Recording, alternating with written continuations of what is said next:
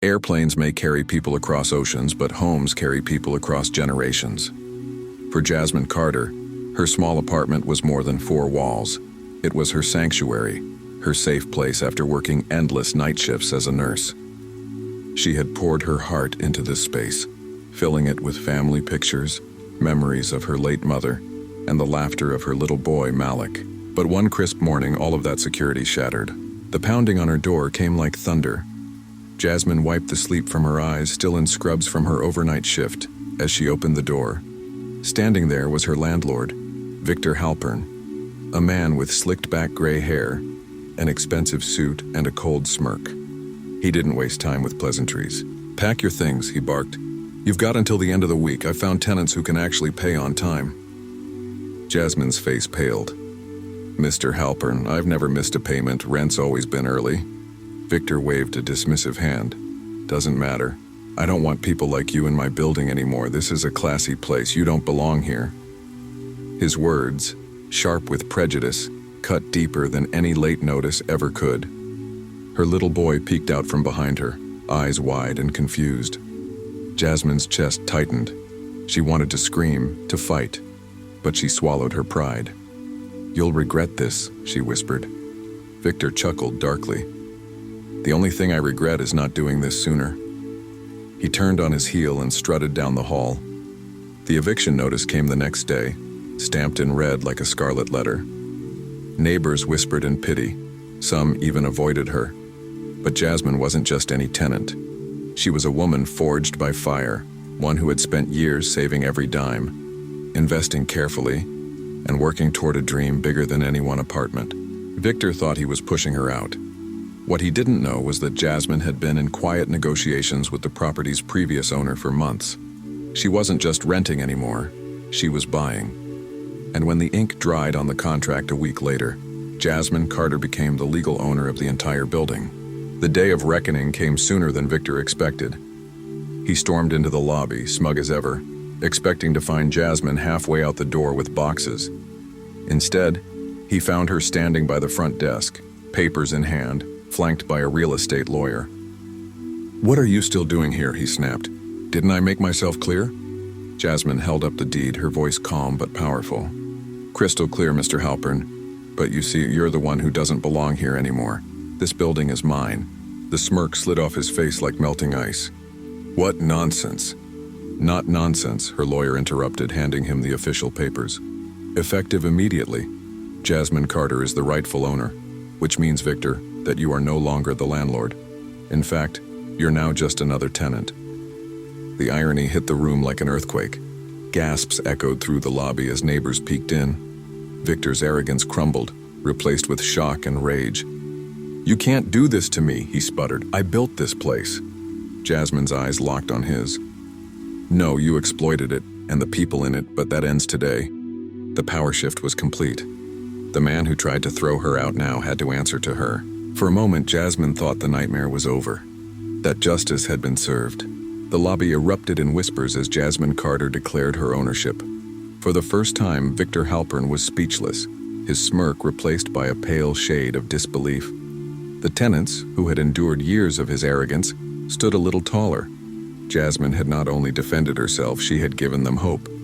Victor stormed out, his expensive shoes clicking against the tile like daggers. Jasmine thought it was over. Justice, finally, was hers. But the story was far from finished. The following week, Jasmine settled into her role as the new building owner. She met with tenants, fixed long-ignored repairs, and even hosted a small gathering in the lobby to celebrate. Children laughed in hallways where silence once lingered, and neighbors began calling her Ms. Carter, the landlord with a heart. But late one night, Jasmine noticed something odd. A black sedan parked across the street, its engine idling. She thought nothing of it at first, until she saw the same car the next night, and the night after that. Then strange things began happening inside the building. The elevators, freshly serviced, suddenly malfunctioned. A pipe burst on the third floor, flooding 2 apartments. A fire alarm went off in the middle of the night, sending families into the cold street. Jasmine knew these weren't coincidences. Someone was sabotaging her building. One evening, she climbed to the rooftop for fresh air and found a message spray-painted across the water tower. "You don't belong here." Her blood ran cold. It wasn't just an attack on the property, it was personal. The next morning, she confronted the tenants, determined not to let fear spread. "This is our home," she said firmly. "I won't let anyone scare us back into silence." But whispers had already begun. Some tenants wondered aloud if Victor was behind it. Others suggested there were people who never wanted Jasmine in power at all. And then came the knock on her door. Standing there was a man in a gray suit, his tone unnervingly polite. "Ms. Carter," he said, handing her a card without a smile. "We represent certain interest in this neighborhood, powerful people who have always had an understanding with Mr. Halpern." Jasmine's stomach tightened. And what understanding is that? That he knew his place. "You're disrupting the balance. Some people don't want you here, Ms. Carter. They'd like you to reconsider this ownership." Her hands shook as she held the card. No company name, no number, just a single line of text. "You've been warned." That night, Malik tugged at her sleeve. "Mom, why are there people downstairs taking pictures of our apartment?" Jasmine's heart dropped. She looked out the window and saw two figures in the courtyard, cameras flashing in the dark. She realized then that this was bigger than Victor's bruised ego. She wasn't just a woman who had humiliated an arrogant landlord. She was a target, standing in the way of something much larger, something that didn't want her, or people like her, owning anything in this neighborhood. And then the breaking point came. One morning, Jasmine entered the lobby to find the tenants gathered, terrified. Pinned to the bulletin board was a newspaper clipping from decades ago, showing a photo of her late father, arrested during a protest. Scrawled across it in red ink were the words, "Like father, like daughter." Jasmine staggered back. Whoever was behind this wasn't just attacking her ownership. They were digging into her family's past, dragging her father's memory into a war she never asked for. And in that moment, as fear threatened to crush her, Jasmine made a silent vow. If they want to fight, they'll get one. But this time, I won't just defend myself. I'll uncover who they are, and I'll tear down every brick of the system that lets them thrive. The underdog, Jasmine, has risen, but now she faces a shadowy network of powerful figures trying to erase her victory by sabotage, intimidation, and attacks on her family legacy. The story ends with Jasmine staring at her father's photo, determined, whispering, "They thought Victor was the enemy. They have no idea what's coming." If you're really enjoying this story so far, don't forget to like, subscribe, and hit the notification bell so you never miss any of my latest uploads. Now let's dive into the conclusion of this dramatic story. The days after Jasmine received that ominous warning card felt heavier than any night shift she had ever worked as a nurse. She was used to exhaustion, even to fear. But this was different. This was someone, or something, trying to strip away everything she had fought for. Her building wasn't just brick and mortar. It was the last piece of her late mother's legacy, the roof over her son Malik's head, and a symbol of resilience to every tenant who had endured Victor Halpern's cruelty. And now powerful figures from the shadows wanted her gone. But Jasmine wasn't going anywhere. She began her morning's meeting with tenants, reassuring them with a calm voice even when her hands trembled inside her coat pockets. She called emergency repairmen when the pipes burst. She paid electricians overtime when the lights mysteriously flickered out.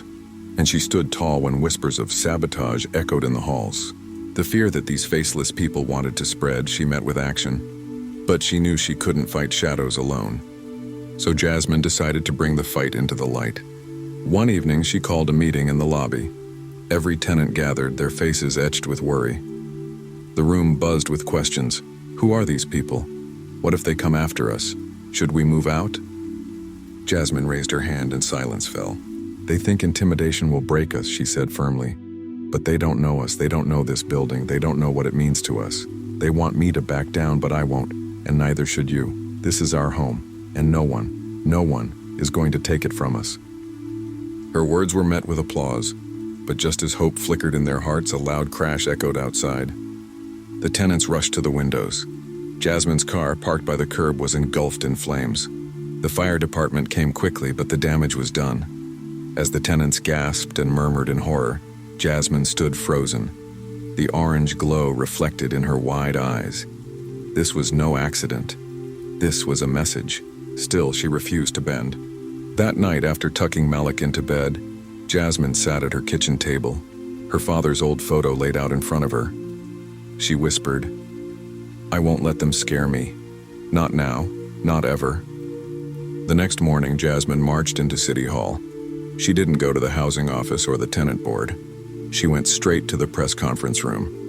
And when the cameras started rolling, she told the entire city what was happening.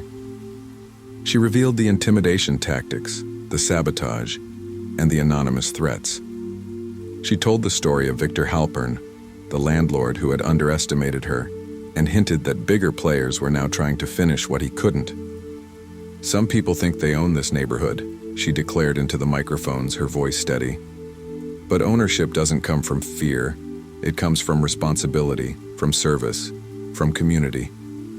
And if they think they can silence me, they're wrong." The story spread like wildfire. By nightfall, her face was on the evening news. By morning, her name trended on social media. People across the city, especially marginalized families who had suffered under landlords like Victor, rallied to her side. Suddenly, the shadows had nowhere to hide, and then came the twist of irony no one saw coming. The very men who had sent her that card, the so-called powerful interests, were exposed not by detectives or politicians, but by Jasmine's tenants. A group of them had tracked license plates, taken photos, and even confronted strangers lurking near the building. One tenant discovered, through public records, that the shadowy network was nothing more than a real estate syndicate run by Victor's wealthy cousins. They had been trying to scare Jasmine into selling the building back, planning to demolish it for luxury condos. When the news broke, it was Victor's family, not Jasmine, who faced public shame. Their names were splashed across headlines. Their company investigated for harassment and corruption. And Jasmine? She stood taller than ever, her tenants at her side, the city watching in admiration. The final blow came in court.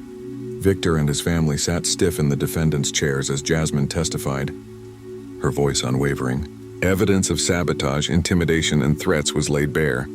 The judge listened carefully, his gavel striking like thunder when he delivered the verdict. All charges of harassment and property sabotage are upheld. This court orders restitution to Ms. Jasmine Carter and the tenants of her building, as well as fines against the Halpern family business. The courtroom erupted in applause.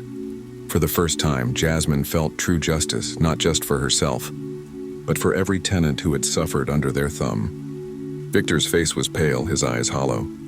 He had once sneered at Jasmine as just another tenant. Now, he sat powerless while the woman he underestimated not only defeated him, but dismantled his entire family's scheme. That evening, Jasmine returned home to her building, where tenants greeted her with cheers, hugs, and flowers. Malik ran up to her, clutching a drawing he had made in school, a picture of their apartment building with the words, "Our home, our hero." For Jasmine, that moment was worth more than any courtroom victory. She had fought not just for bricks and rent checks, but for dignity, safety, and the right to belong. And in the glow of the lobby lights, surrounded by the people she had stood up for, she knew one truth more than ever. When the arrogant try to crush the underdog, they forget one thing: underdogs don't fight alone. Life lesson: no amount of wealth or intimidation can defeat a community that stands united. When you fight for what's right, not just for yourself, but for others, you become stronger than those who try to silence you. Quick question for you. What do you think gave Jasmine the greatest strength? Her fight for her family, her tenants, or her late mother's legacy? Comment your answer below. And don't forget to subscribe for more powerful stories.